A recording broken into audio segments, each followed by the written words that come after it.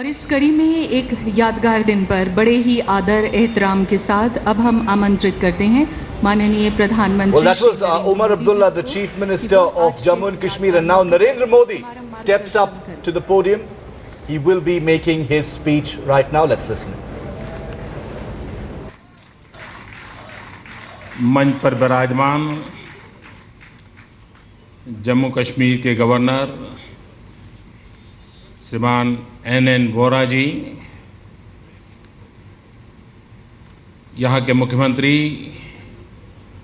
श्रीमान ओमर अब्दुल्ला जी, आज के इस समारोह के केंद्र बिंदु रेल मंत्री और जो सदा सर्वदा आनंदमय रहते हैं ऐसे श्रीमान सदानंद गौड़ा जी, आप उनको हमेशा मुस्कुराते हुए देखेंगे।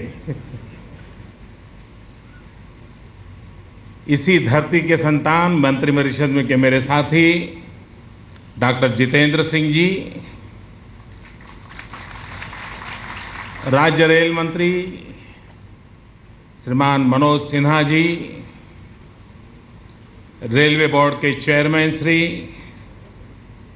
उपस्थित सभी महानुभाव,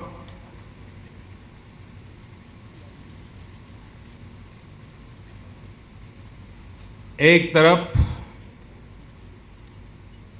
श्री अमरनाथ यात्रा चल रही है, बड़ा पवित्र माहौल है। दूसरी तरफ रमजान का पवित्र महीना चल रहा है और तीसरी तरफ आज माता वैष्णो देवी के चरणों में भारत भर से उसके भक्तों को लाने की सुविधा प्रदान करने का एक मंगल प्रारंभ हो रहा है। एक प्रकार से सब दूर एक पवित्रता का माहौल है और उस पवित्रता के माहौल में इस मंगल कार्य का आरंभ हो रहा है। मैं देश के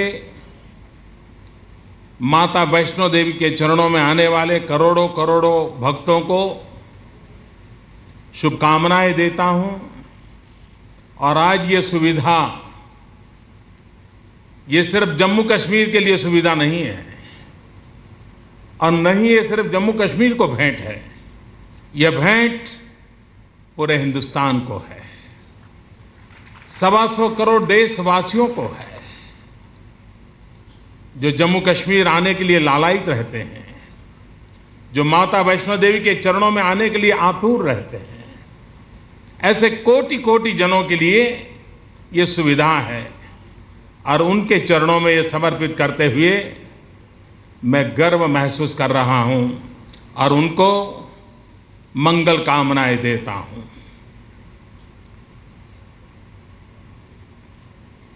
ये रेल सुविधा आज जो प्रारंभ हो रही है, मैंने रेल मंत्री को सुझाया था कि दिल्ली से कटरा तक की ये जो व्यवस्था है और आगे चल करके और स्थानों से भी जुड़ करके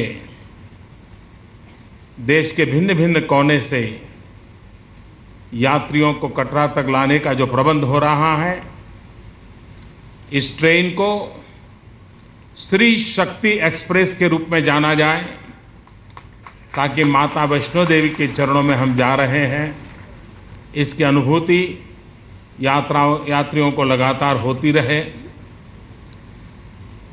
मैं माता वैष्णो देवी श्राइन बोर्ड का भी अभिनंदन करना चाहता हूं, गवर्नर साहब का भी अभिनंदन करना चाहता हूं कि यहां रेलवे स्टेशन पर ही यात्रियों के लिए आवश्यक आई कार्ड निकालने की सुविधाओं का प्रबंध हुआ है, टेक्नोलॉजी का प्रबंध हुआ है और इसलिए हिंदुस्तान के किसी भी कोने से आने वाले यात्री के लिए ये बहुत सुनिश्चित हो जाएगा कि जाते ही उसका समय न खराब होते हुए उसको आगे की यात्रा के लिए जो भी प्रबंध होना चाहिए उसके लिए पूरी व्यवस्था मिलेगी, पूरा मार्गदर्शन मिलेगा। जब विकास होता है तो कभी कभार ऐसा लगता है कि वहां पर ये हुआ तो मेरा क्या होगा। जैसे मुख्यमंत्री जी ने जम्मू के लोगों की चिंता का जिक्र किया। मैं अनुभव से कह सकता हूं कि जम्मू के विकास को कभी कोई रुकावट नहीं आएगी।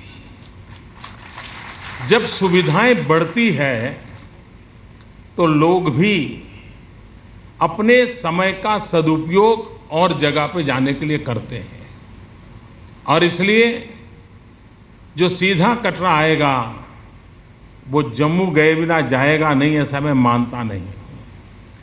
और इसलिए जम्मू की विकास यात्रा और अधिक क्वालिटेटिव बन पाएगी, ऐसा मेरा पूरा विश्वास है।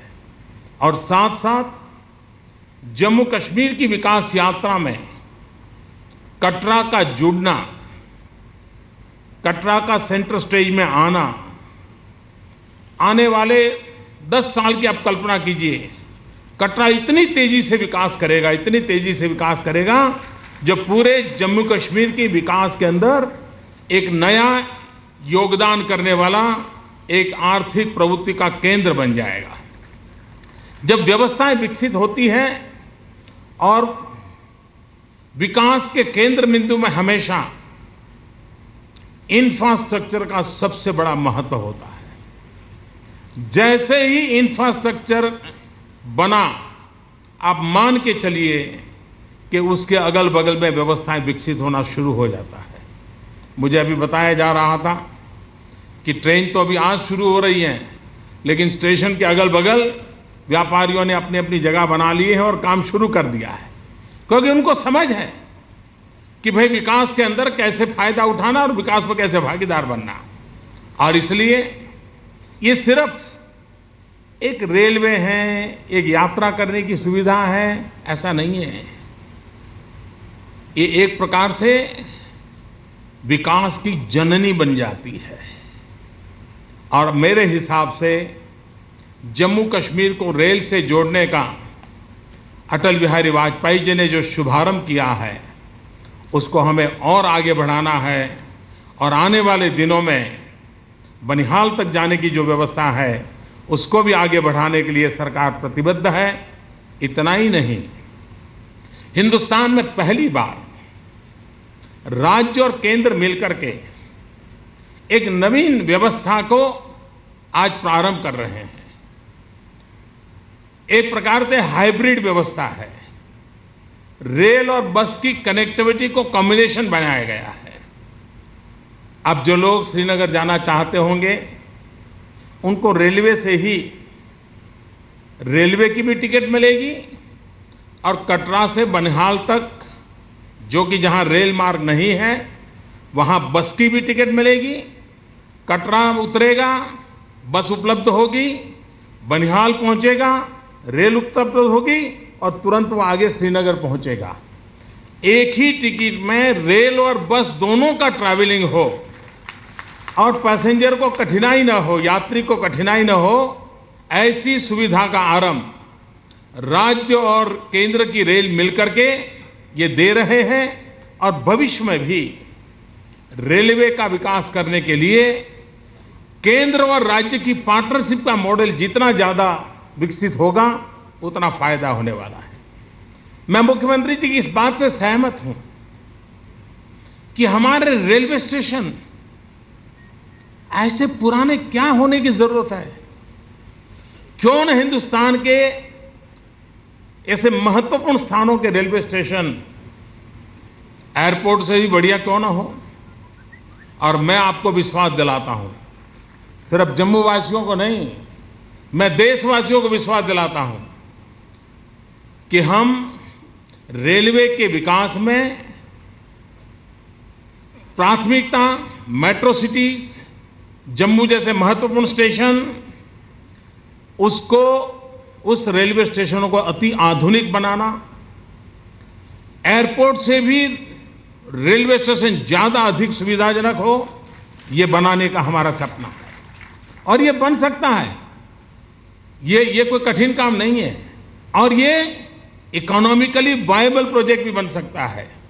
मैंने पिछले दिनों रेलवे के मित्रों के साथ बड़ी विस्तार से समय निकाल के चर्चा की है और मैंने इसके विषय में उनको डिटेल में प्रारूप दिया है और आप देखिए, देखते ही देखते आपको एक बदलाव नजर आएगा और उसमें प्राइवेट पार्टी भी इन्वेस्टमेंट करने के लिए तैयार हो जाएगी, क्योंकि ये आर्थिक रूप से एक अच्छी योजना होगी जो सबको लाभ पहुंचाने वाली होगी, एक विन विन सिचुएशन वाला प्रोजेक्ट होगा। उस दिशा में हम आने वाले दिनों में जरूर आगे बढ़ना चाहते हैं। आज जब हम इस रेल सुविधा को दे रहे हैं, यह भी मेरे लिए अत्यंत हर्ष का विषय है कि भारतीय रेल द्वारा भारत के विभिन्न राज्यों से कटरा तक 6 जोड़ी रेलगाड़ियां तुरंत चलाई जाएगी, यानी उसका विस्तार और जगह पे भी किया जाएगा। उसके अतिरिक्त जम्मू और उधमपुर तक चलने वाली 3 जोड़ी डेमू रेलगाड़ियां का कटरा तक आज से विस्तार भी किया जा रहा है। तो जम्मू से चलने वाली उधमपुर वाली जो डेमू ट्रेन्स हैं, उसको भी कटरा से जोड़ने का काम हो रहा है।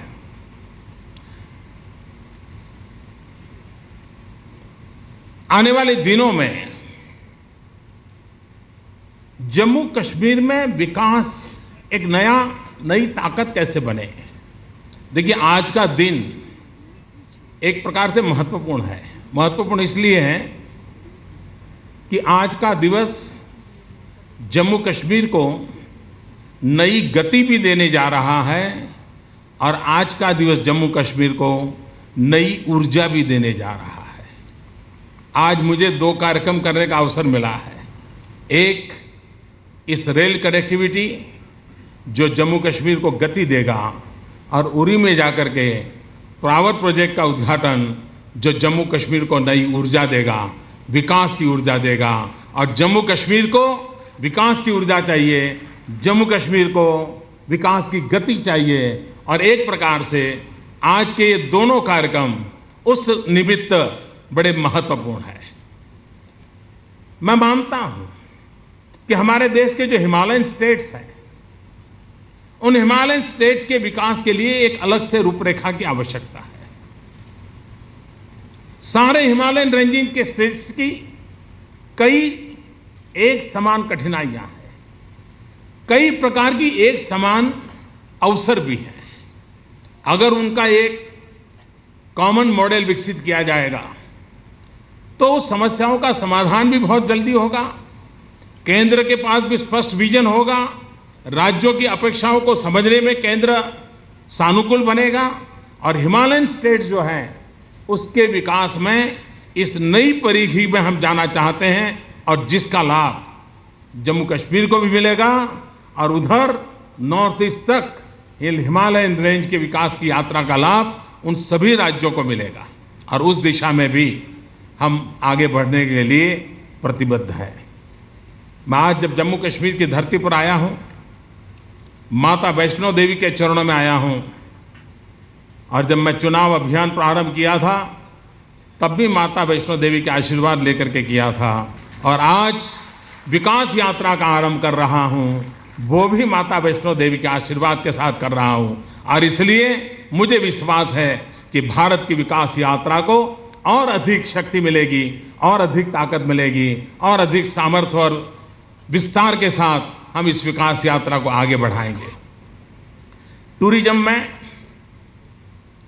यात्रियों की सुविधा के साथ रेलवे एक प्रकार से एनवायर फ्रेंडली व्यवस्था होती है, और जम्मू कश्मीर में एनवायरमेंट फ्रेंडली ट्रांसपोर्टेशन वो दुनिया को आकर्षित करने का कारण बनता है। हम इस रेल के माध्यम से विश्व के अंदर जम्मू कश्मीर में एनवायरमेंट फ्रेंडली यातायात को भी बल दे रहे हैं। ये अपने आप में एक अच्छे प्रयोग के रूप में हम दुनिया के सामने प्रस्तुत कर सकते हैं। और हिमालयन रेंजेस में जितना विकास हम करना चाहेंगे वो एनवायरनमेंट फ्रेंडली विकास हो सकता है। उसको हम बल भी दे सकते हैं, उसकी सुरक्षा करते हुए यात्रियों की सुविधा भी बढ़ा सकते हैं। ये एनवायरनमेंट की सुरक्षा भी हो, यात्रियों की सुविधा भी बढ़े, उस दिशा में हम प्रयास कर रहे हैं। मैं जब यहाँ रेलवे स्टेशन का उद्घाटन करने गया, वहाँ का जो मैंने दृश्य देखा, ऐसा रेलवे स्टेशन देखने को मिलता बहुत कम है, क्योंकि ऊपर पहाड़ से नीचे स्टेशन पे जाना होता है, तो छोटी पहाड़ी में से पूरा स्टेशन दिख रहा है, तो कितना बड़ा तामझाम है उसका दर्शन होता है।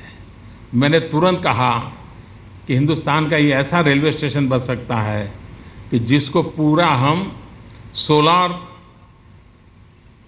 रेलवे स्टेशन के रूप में कन्वर्ट कर सकते हैं। इतनी संभावनाएं पड़ी। चेयरमैन ने मुझे कहा, मैं साहब तुरंत इस काम को हाथ में लूंगा और मैं कटरा का पूरा रेलवे स्टेशन, देश के लिए एक unique railway station, environment friendly movement का एक हिस्सा, और बहुत संभावना पड़ी है। और उसको अगर जब करेंगे तो देश, और जब यात्री आएंगे और ऊपर से जब स्टेशन पे जाते होंगे तो उनको देख करके उसमें से एक प्रेरणा मिलेगी कि सोलार का उपयोग कहाँ कैसे हो सकता है। और मुझे विश्वास है कि बहुत जल्दी रेलवे विभाग पूरे रेलवे स्टेशन पर सोलार पैनल का उपयोग करके एक एक इंच की जगह को उपयोग करते हुए उस ऊर्जा का भी उपयोग आने वाले दिनों में कैसे कर सके, उस पर प्रयास होगा, ऐसा मुझे पूरा विश्वास है। जम्मू कश्मीर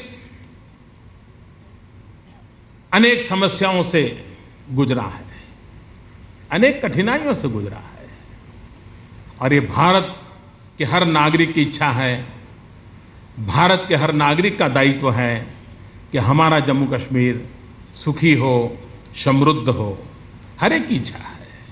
और इसको पूरा करना हम सबका दायित्व है, चाहे हम शासन व्यवस्था में हो तो भी, हम शासन व्यवस्था में न हो तो भी, ये हम सबका दायित्व है। यहाँ के नौजवानों को रोजगार मिले, रोजगार के नए अवसर मिले, उनको नई जिंदगी जीने का अवसर। मैं भी जब कटरा स्टेशन पर बच्चे ट्रेन में जा रहे थे, उनको मैंने पूछा कि आप में से कितने लोग हैं जिन्होंने पहले कभी ट्रेन देखी है, कितने हैं जो ट्रेन में बैठे हैं।